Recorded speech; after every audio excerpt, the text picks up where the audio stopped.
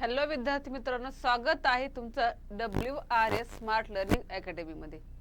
माझं नाव अश्विनी घाटुळे। तर आज आपण पाहणार आहोत इयत्ता 5वी मधील चॅप्टर फ्रॅक्शन।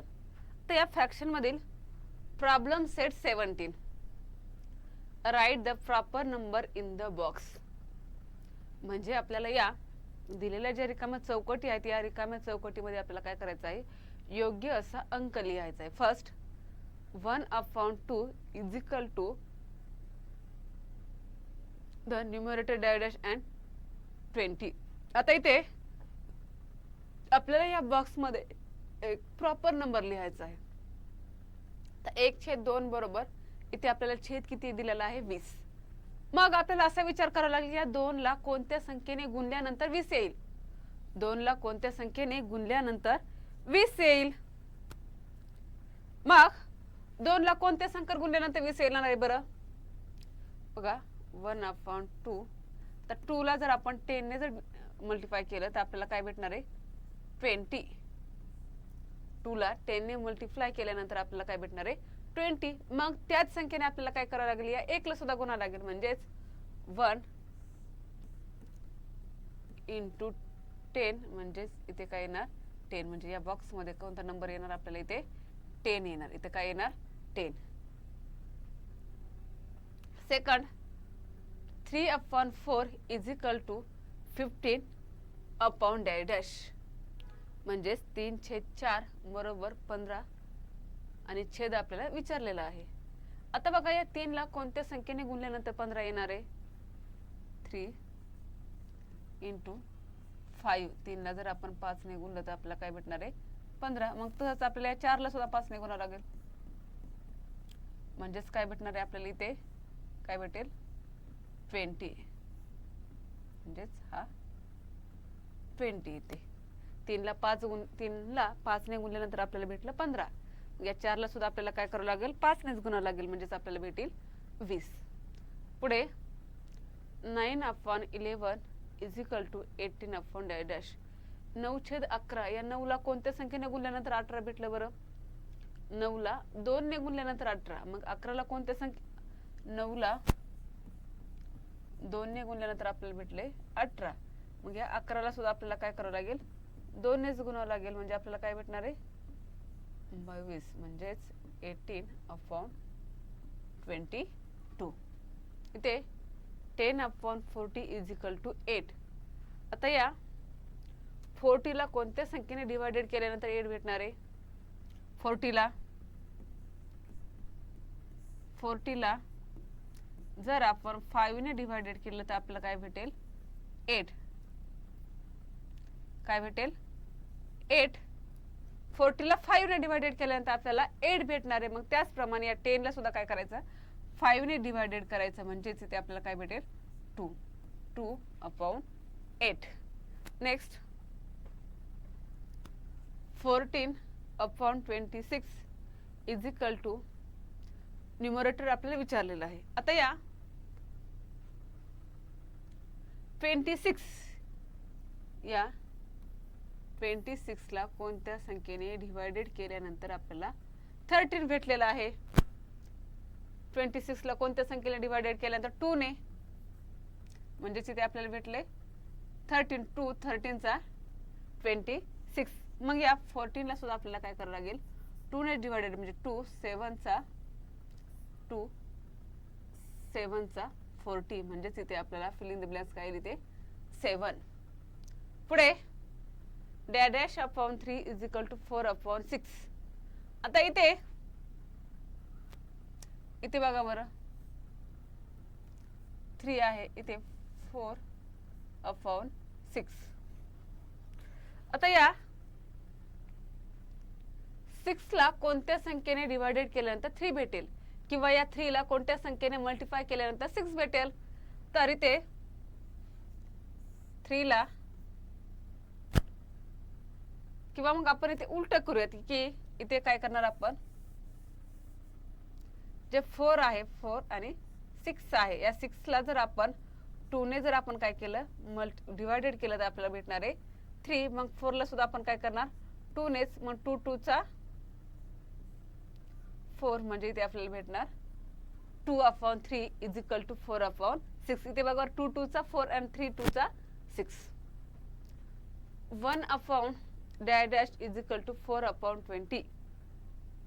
आता 1 ला कोणत्या संख्येने गुणल्यानंतर 4 आलं, तसंच मग खाली कोणत्या संख्येने गुणावं म्हणजे तिथे आपल्याला 20 भेटेल. तिथे आपल्याला 20 भेटेल. मग 1 ला आपण काय केलं, 4 ने गुणल्यानंतर 4 भेटलं. 1 ला 4 ने गुणल्यानंतर 4 भेटेल. मग इथे कोणत्या संख्येला 4 ने गुणावं म्हणजे आपल्याला 20 भेटेल.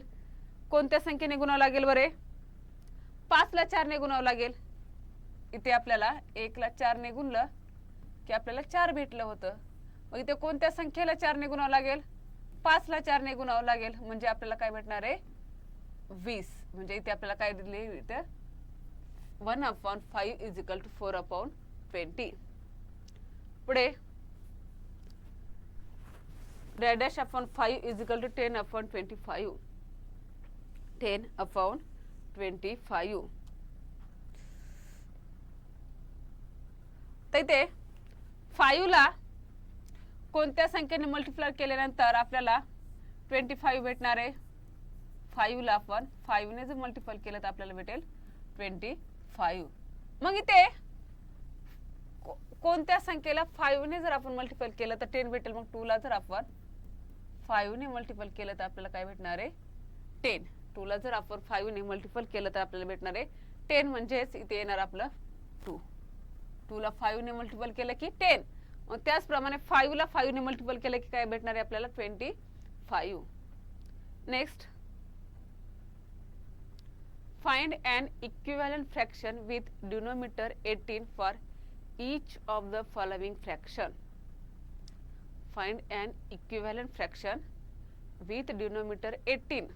म्हणजे आपल्याला खाली दिलेल्या प्रत्येक अपूर्णांकाचा आपल्याला काय करायचं आहे? इक्विव्हॅलंट अपूर्णांक म्हणजे सममूल्य अपूर्णांक काढायचा आहे, जेणेकरून त्यांचा डिनोमिनेटर किती पाहिजे आपल्याला? त्यांचा छेद हा 18 पाहिजे. For each of the following fraction म्हणजे दिलेल्या आता प्रत्येक अपूर्णांकाचा छेद 18 येईल असे आपल्याला काय करायचे आहे? तर सममूल्य अपूर्णांक काढायचे आहेत. फर्स्ट आपण काढूयात 1/2. 1/2. आता या 2 ला कोणत्या संख्येने गुणल्यानंतर 18 येणार आहे? तर 2 ला 9 ने गुणल्यानंतर 80 येईल. मग त्याचप्रमाणे या 1 ला सुद्धा आपल्याला काय करावं लागेल? 9 नेच, म्हणजेच 1 9 चा 9 आणि 2 9 चा 18 म्हणजेच 1/2 इज इक्वल टू 9/18. 9/18. नेक्स्ट,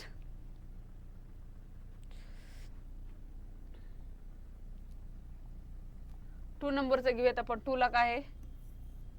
2/3. आता या 3 ला कोणत्या संख्येने मल्टिपल केल्यानंतर 18 येणार आहे बरं? 3 ला 6 ने, 3 6 चा 18 म्हणजेच इथे 18. मग त्याचप्रमाणे या 2 ला सुद्धा 6 नेच करावं लागेल. 6 2 चा 12 म्हणजेच 2/3 इज इक्वल टू 12/18. 12/18. नेक्स्ट, 4/6. 4 इथे घेऊयात वरी आपण 3 च. 4/6. आता या 6 ला कोणत्या संख्येने मल्टिपल केल्यानंतर 18 येणार आहे बरं? 6 ला 3 ने,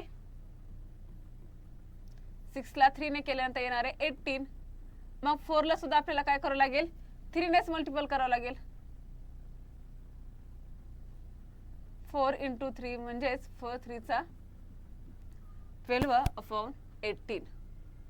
12/18. 4 ला 3 ने केल्यानंतर 18 and 6 ला 3 ने केल्यानंतर 18. 12/18 म्हणजेच 4/6 इज इक्वल टू 12/18. 4 2/9. आता 9 ला कोणत्या संख्येने मल्टिपल केल्यानंतर 18 येणार आहे? 2 ने. 9 × 2 आणि मग या 2 ला सुद्धा आपल्याला 2 ने ची करावं म्हणजे 2 2 चा 4 आणि 2 9 2 चा 18 म्हणजेच 2/9 इज इक्वल टू 4/18. फिफ्थ, 7/9. 7/9. या 9 ला कोणत्या संख्येने मल्टिपल केल्यानंतर 18 येणार आहे? 2 ने. 9 2 चा 18. मग 7 ला सुद्धा 2 नेच, म्हणजे 7 2 चा 14 आणि 9 2 चा 18, म्हणजे 7/9 इज इक्वल टू 14/18. नेक्स्ट 5/3. 5/3. आता या 3 ला कोणत्या संख्येने मल्टिपल केल्यानंतर 18 येणार आहे? 6 ने. आणि मग इथे 5 ला सुद्धा 6 नेच, म्हणजे 5 6 चा 13 and 18, म्हणजे 5/3 इज इक्वल टू 13/18. 13/18. आता या क्वेश्चन मध्ये आपल्याला विचारलं होतं find and equivalent fraction with the denominator 18 for each of the following fraction. आता या दिलेल्या प्रत्येक अपूर्णांकाचा छेद आपल्याला काय करायचा होता? 18. दिलेल्या प्रत्येक अपूर्णांकाचा छेद 18 येईल असे आपल्याला काय करायचे होते? सममूल्य अपूर्णांक लिहायचे होते. मग पहिल्यांदा आपण 1/2, मग या 2 ला 9 ने गुणल्यानंतर आपल्याला काय येणार आहे? 18. मग या 9 नेच आपल्याला काय करायला याच्या अंशाला सुद्धा गुणावं लागेल, म्हणजेच 1 ला सुद्धा 9 नेच गुणावं लागेल, म्हणजेच आपला सममूल्य अपूर्णांक भेटला 1/2 बरोबर 9/18.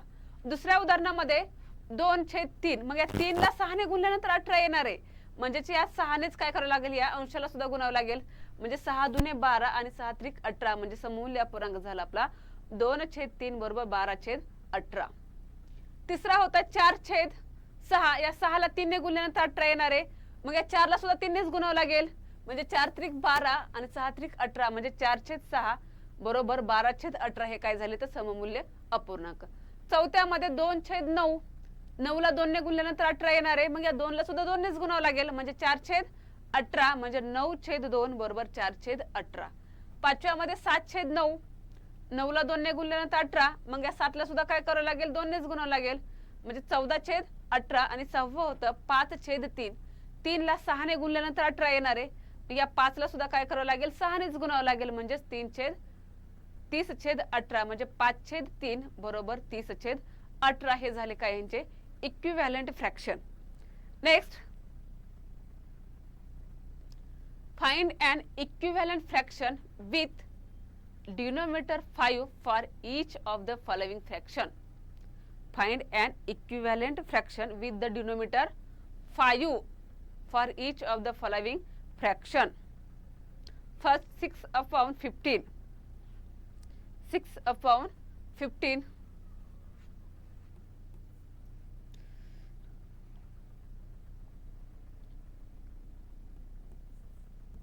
6/15. आता आपल्याला डिनोमिनेटर किती पाहिजे बरं? डिनोमिनेटर 5. आता या दिलेल्या प्रत्येक अपूर्णांकाचा छेद आपल्याला 5 येईल असे आपल्याला काय करायचे आहे? तर सममूल्य अपूर्णांक काढायचे आहे. दिलेल्या प्रत्येक अपूर्णांकाचा छेद किती पाहिजे? 5. आणि त्यांचा काय पाहिजे? तो इक्विव्हॅलेंट फ्रॅक्शन सुद्धा.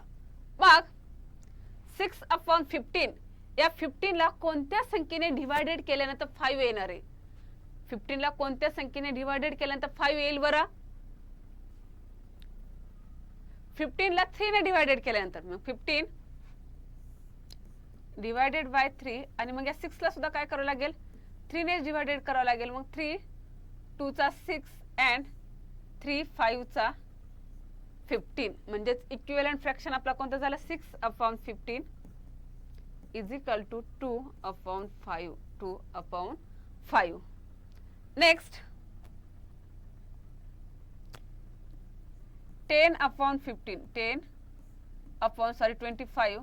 आता या 25 ला कोणत्या संख्येने डिवायडेड केल्यानंतर 5 भेटेल बरं?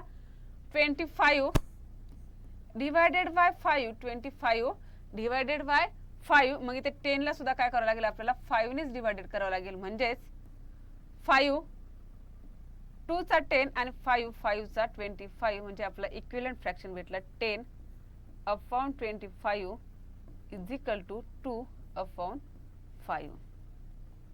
Next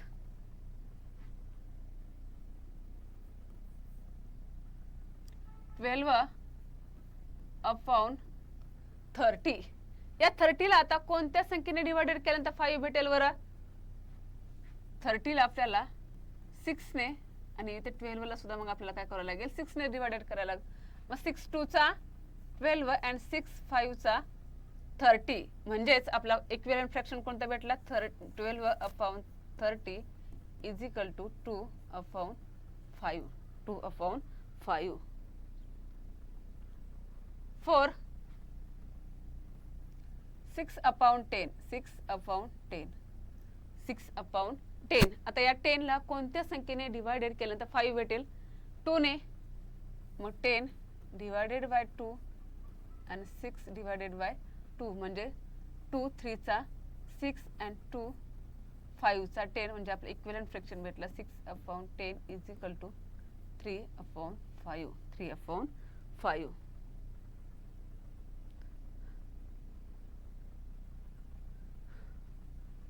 fifth 21/35. आता या 35 ला कोणत्या संख्येने डिवाइडेड केल्यानंतर आपल्याला 5 भेटेल.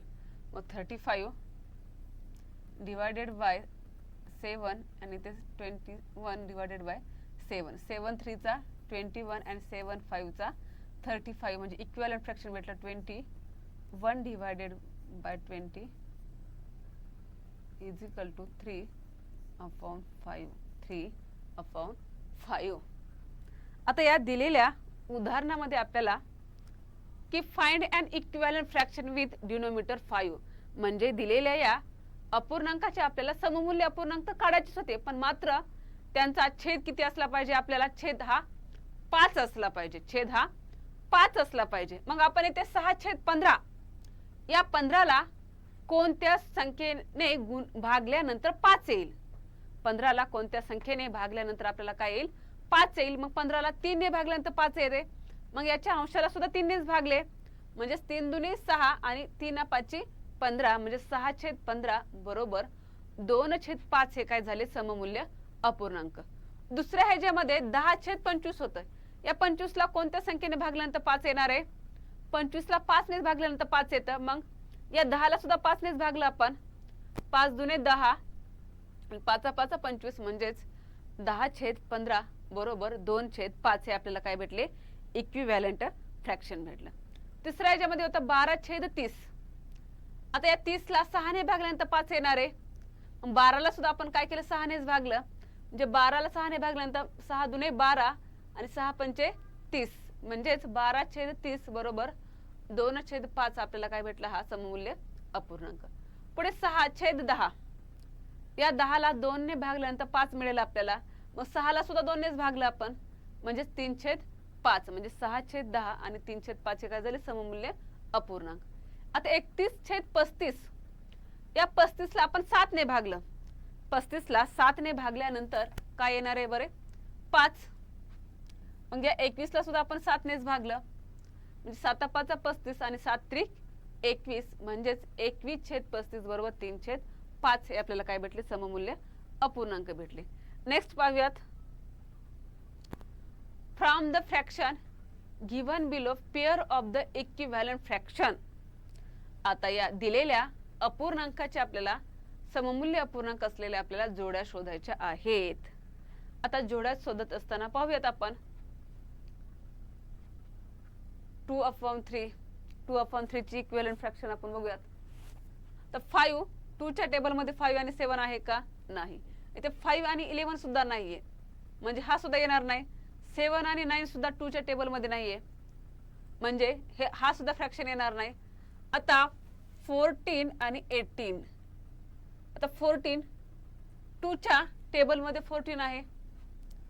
3 च्या टेबल मध्ये सुद्धा 18 आहे. पण बघूयात आता 2 च्या टेबल मध्ये 14 किती टाइम आहे 2 7 चा 14 आणि 3 6 चा म्हणजे इथे जर दोन्हीला पण एकाच दोन्ही संख्येची समानपट होती का नाही म्हणजे हा सुद्धा यांचा इक्विव्हॅलेंट फ्रॅक्शन होणार नाहीये. पुढे 15 आणि 33 हा पण 2 च्या टेबल मध्ये नाहीये. आता 18 आणि 27 आता बघूयात 2 च्या टेबल मध्ये 18 आहे. 3 च्या टेबल मध्ये 27 आहे.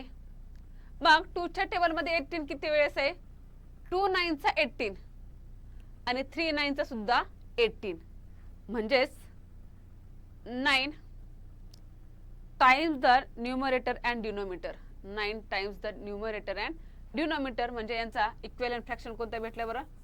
2/3 इज इक्वल टू 18/27. ही झाली आपली पहिली जोडी तयार. तर पहिली जोडी आपण कशी काढली बरं? 2च्या पाड्यात वरती येणाऱ्या संख्या पाहिल्या आपण. 2च्या पाड्यात येणाऱ्या संख्या इथे होत्या 14, 18 आणि 10 आहेत.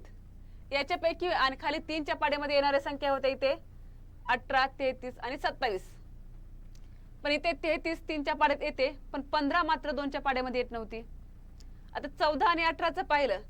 14 हे 2च्या पाड्यात 7व्या नंबरला येतं, तर 18 हे 6 नंबरला येत होतं. म्हणजे हे सुद्धा यांचं इक्विव्हॅलेंट फ्रॅक्शन नाही झाला. इथे 18 हे आता 2च्या पाड्यामध्ये येते 9. 2ची 9 पट आहे 18, तशीच 3ची 9 पट किती आहे 27. म्हणजे ही झाली आपली पहिली जोडी तयार. आता दुसरी जोडी बघा, 5/7 ची पाहूयात. आता 5च्या पाड्यामध्ये येणाऱ्या कोणकोणत्या संख्या बरं? 5च्या पाड्यामध्ये येणाऱ्या इथे 5च्या पाड्यात येणाऱ्या 15 आहे आणि 10. बाकी येतात का 5च्या पाड्यामध्ये? नाही. आता हे 15 आणि 10 पाहूयात. आता खाली 7च्या पाड्यामध्ये येणारी संख्या कुठे आहेत बरं? 7च्या पाड्यामध्ये येणारी संख्या, 7च्या पाड्यात येणारी संख्या फक्त इथे 14च आहे. 15च्या पाड्यात येणारी संख्या 15 आणि 10 आहे, तर 7च्या पाड्यात येणारी आहे फक्त 14. आता 5च्या पाड्यामध्ये 10 किती नंबरला येते? 5 दुनी 10 आणि 7च्या पाड्यामध्ये 14 किती नंबरला येते? 7 दुनी 14. म्हणजे दोन्हीची सुद्धा दुप्पट होती. म्हणजेच दुसरी जोडी आपली तयार झाली 5/7 इज इक्वल टू 10/40. 10/40 ही झाली आपली दुसरी जोडी तयार. आता तिसऱ्या पाहूयात बरं आपण. तिसरी जोडी आपण 5/11.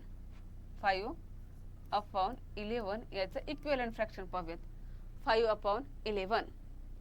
तर 5च्या टेबलमध्ये येणारे 15 आणि 10 आहे. आता 10 तर झाली इकडे, तरी आपण पाहूयात. आता 11च्या टेबलमध्ये येणारी फक्त आहे 33. मग 5च्या टेबलमध्ये 15 किती वेळेस येते? 5 3चा 15, 5 3चा 15, तर 11 3चा 33. म्हणजे याचीच इक्विव्हॅलेंट जोडी झाली 15/33. तर 4 आहे 7/9. आता 7 आणि 9च्या टेबल मधल्या 7च्या टेबल मधली कोणती आहे ते बरं? 14. तर 9च्या टेबल मध्ये 18. म्हणजे 7 2चा 14 अँड 9 2चा 18. ही झाली आपली इक्विव्हॅलेंट फ्रॅक्शनच्या काय झाल्या? Pairs of the equivalent fraction. आता इथे आपल्याला काही अपूर्णांक दिलेले होते आणि या दिलेल्या अपूर्णांकाच्या आपल्याला काय करायच्या होत्या? जोड्या. म्हणजे कशा? सममूल्य अपूर्णांकाच्या आपल्याला जोड्या लिहायच्या होत्या. मग याच्यामध्ये आपण 2/3. मग पाहिलं आपण इथे 2च्या पाड्यामध्ये येणाऱ्या संख्या कोणत्या? 5 नाही, ते 5 नाही, 7 नाही, 14, 18 आणि 10 होतं. तर 3च्या पाड्यामध्ये येणाऱ्या संख्या मग इथे 9 आहे, पण 7 2च्या पाड्यात नव्हती, मग हा कॅन्सल झाला. इथे हा एक होता 3च्या पाड्यात येणार, ही आहे पण 15 नाहीये, म्हणजे हा कॅन्सल झाला लगेच. 18 आणि 27 पण आहे आणि 10 14 3च्या पाड्यामध्ये येत नाही, म्हणजे 2/3चं मग इक्विव्हॅलेंट फ्रॅक्शन एक तर आपण 14/18 किंवा 18/27 यापैकी पाहायचं. मग बेस ते 14 3 सख 18 दोन्हीचे सुद्धा समान पट झालेले आहे की अंशाची आणि छेदाची? नाही. म्हणजे 14/18 हा 2/3चा सममूल्य अपूर्णांक येऊ शकत नव्हता. मग आपण पाहिलं 18/27 म्हणजेच 92 18 आणि 3 9 27 हा झाला त्याचा 18/27चा मग 2/3चा सममूल्य अपूर्णांक. त्याचप्रमाणे आपण 5/7चा पाहिला. 5च्या पाड्यात येणाऱ्या संख्या इथे होत्या 15 आणि 10. तर 7च्या पाड्यात येणारी संख्या होत्या इथे फक्त आहे 14. 7च्या पाड्यात येणारी संख्या होती फक्त 14. म्हणजे मग 5 दुनी 10 आणि 7 दुनी 14. तिसरा होता 5/11. 5च्या पाड्यात येणारी संख्या फक्त 15 आणि 10 आहे. तर 11च्या पाड्यात येणारी संख्या आहे फक्त 33. म्हणजेच मग 5 त्रिक 15 आणि 11 त्रिक 33. म्हणजे हे झाले दोन्ही सममूल्य अपूर्णांक. 7/9 7च्या पाड्यात येणारी संख्या 14 आहे आणि 9च्या पाड्यात येणारी संख्या 18 आहे, 27 पण आहे. पण 18 हे 7च्या पाड्यामध्ये येतात का? नाही. म्हणजे 7 दुनी 14 आणि 9 दुने 18. म्हणजे इथे पेअर्स ऑफ द इक्विव्हॅलेंट फ्रॅक्शनच्या पेअर्स किती तयार झाल्या? 4. Next question.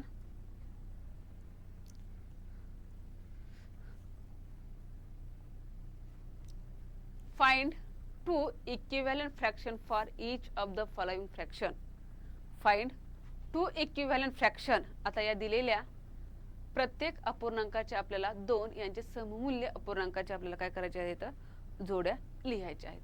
तर 7/9 फर्स्ट 7/9.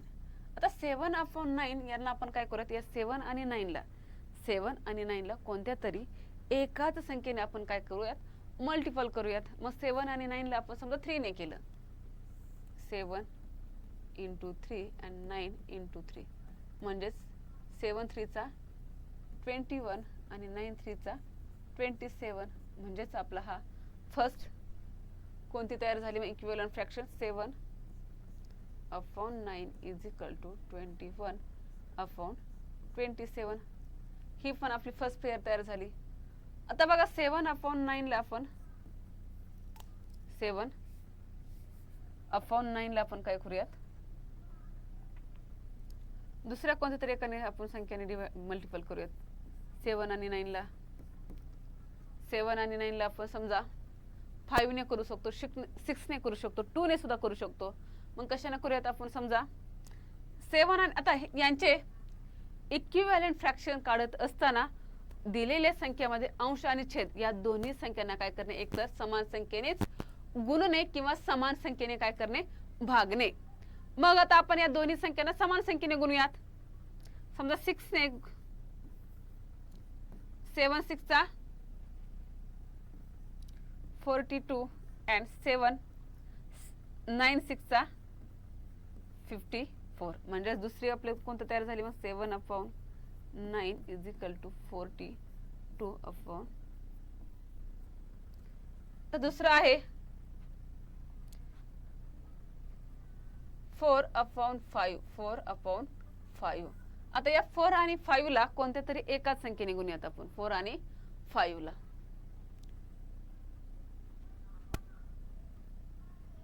7 ने करूयात. मग 4 7 चा 28 and 5 7 चा 35. म्हणजेच 4/5 इज इक्वल टू 28/35. आता दुसरी पेअर्स आपण बघूयात. 4/5.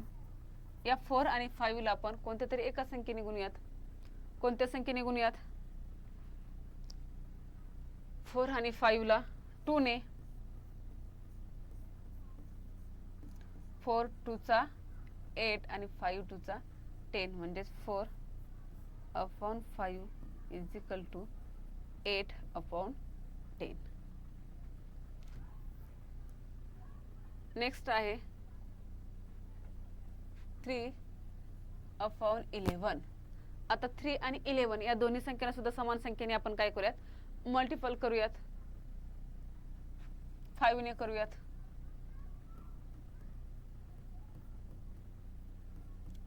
3 5 चा 15 आणि 11 5 चा 55. म्हणजेच 3/11 इज इक्वल टू 15/55. पुढे आपण याला आणखी एखाद्या संख्येने गुणूयात. 6 असेल, 7 असेल, 4 असेल. मग 3/11 इंटू 3/11 इंटू 7. 3 7 चा 21 आणि 11 7 चा 77. म्हणजेच 3/11 इज इक्वल टू 21/77. म्हणजे आपण या दिलेल्या अपूर्णांकाचे आपण काय केले? 2 आपल्याला इक्विव्हॅलेंट फ्रॅक्शन म्हणजे दिलेल्या प्रत्येक अपूर्णांकाचे 2 सममूल्य अपूर्णांक आपल्याला काढायला लावले होते.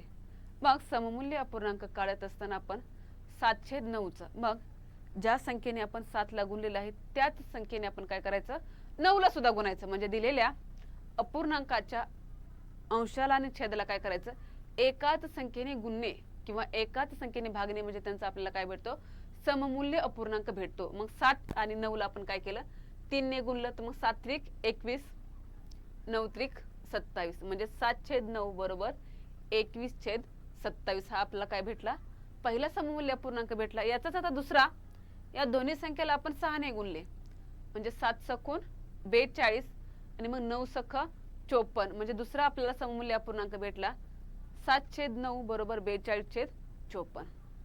त्याचप्रमाणे इकडे आपण 4/5 पाहिलं 4 आणि 5ला 7ने गुणले मग 4 7 28 5 7 35. पहिला कोणता भेटला आपल्याला 4/5 बरोबर 28/35. मग 4/5 याला 2ने आपण गुणलं मग 4 दुनी 8 5 दुनी 10 म्हणजे 4/5चा सममूल्य अपूर्णांक भेटला 8/10. तिसरा होता 3/11 याला 5ने गुणले आपण मग 3 5 15 आणि 11 5 55 म्हणजे याचा सममूल्य अपूर्णांक भेटला 3/11 बरोबर 15/55. मग 3/11 ला आपण 7ने गुणले मग 3 7 21 11 7 77 म्हणजे 3/11चा दुसरा सममूल्य अपूर्णांक भेटला आपल्याला 21/77 21/77. सो विद्यार्थी मित्रांनो थँक्यू सो मच.